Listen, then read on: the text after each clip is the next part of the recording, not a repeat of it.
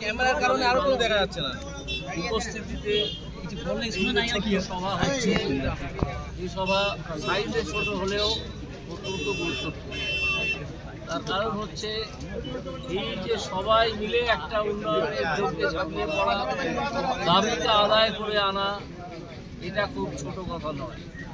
কারণ যে কোনো কাজ করতে হলেই আমাদের বাঙালিদের দেখা গেছে যে যদি তিনটে লোকের একটা কাজ হয় তাহলে সেখানে দুটো দল তৈরি হয়।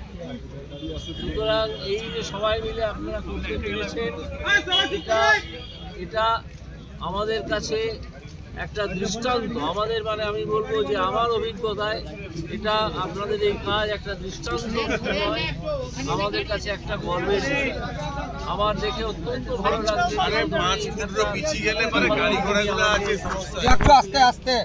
তিনি বললেন যে এখানে কোনো পার্টি পলিটিক্সের ব্যাপার নেই, সবাই মিলে আমরা এই যে কথা সবাই মিলে আমরা করছি, এইটার মধ্যেই লুকিয়ে আছে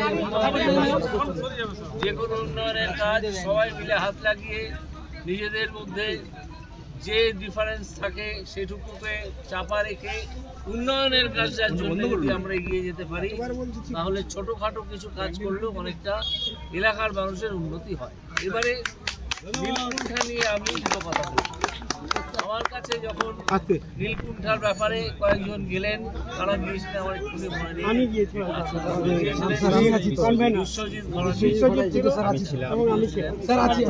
আশিস বাবু ছিলেন।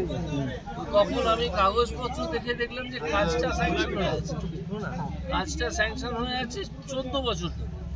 তো আমি একটা সংক্ষিপ্ত চিঠি লিখলাম আমাদের এখানে জেনারেল ম্যানেজারকে, গার্ডেন রিচে, যে একটা কাজ 14 বছর ধরে স্যাংশন হয়ে গেছে, এখনো কাজটা হয়নি।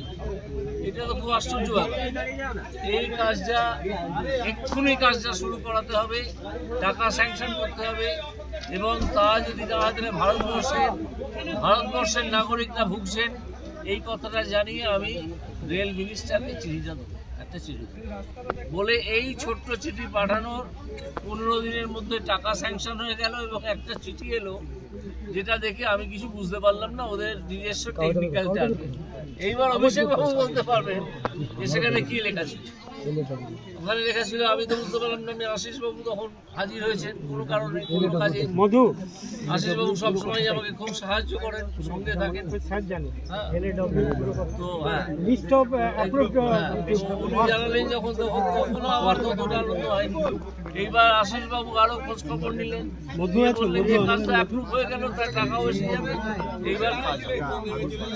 আমার যে কি আনন্দ হলো, কারণ আমি সাংসদ হয়েছি